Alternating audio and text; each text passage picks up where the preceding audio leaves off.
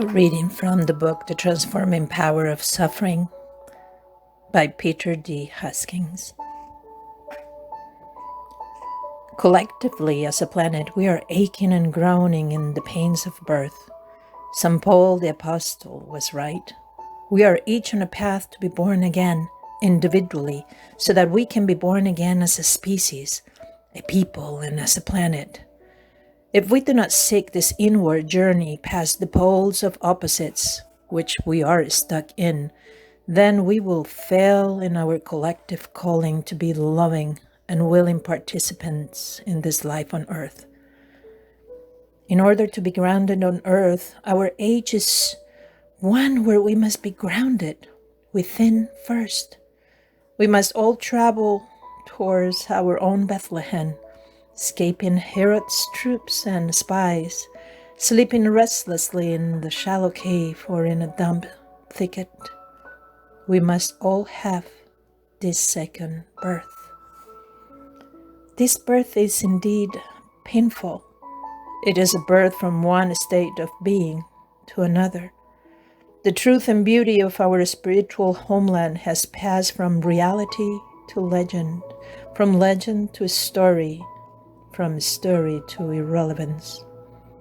Our inward foundation of truth is an unexplored frontier filled with chthonic creatures which we demonize.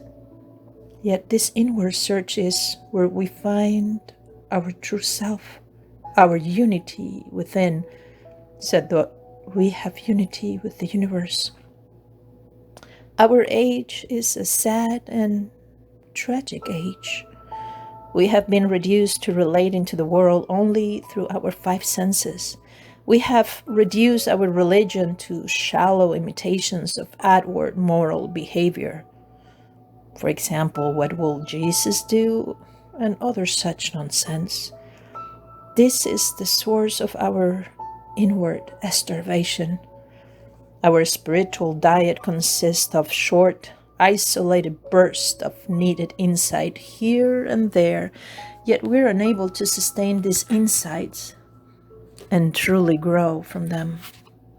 We have forgotten how to put our armor on, as St. Paul writes beautifully in Ephesians 6.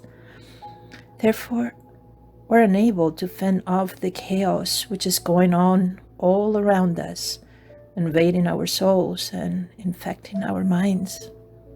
Therefore, any progress which we do make is quickly lost as we fall back to sleep, losing the energy which is directly before us.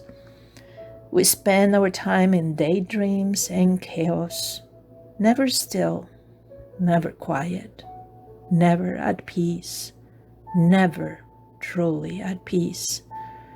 This inward chaos is killing us. We have been systematically cutting ourselves off from inward nourishment for centuries, and now the imbalance is overpowering us, both personally and collectively.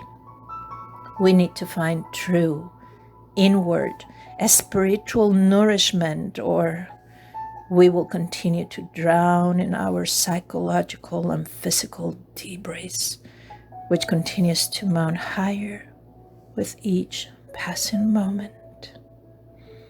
We must find a way to feed ourselves spiritually inwardly so that we are fed by the water that gives us light and life. Jesus said to the woman at the well in John 4 that God offers us the living water so that we will never be thirsty again. God goes beyond our physical senses and gives us that which will sustain us into eternity. Discovering the source of this spiritual sustenance comes with a price. It is a transformation. It is a birth. It is how we become new creatures in Christ, not just wishful thinkers through imitating outwardly correct moral behavior.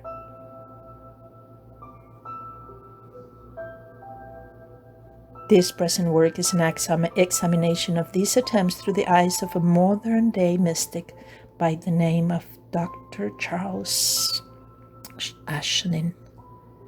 His is a story of the evolutionary effect which suffering can have on the human psyche, when it is a suffering which is accepted as this gift.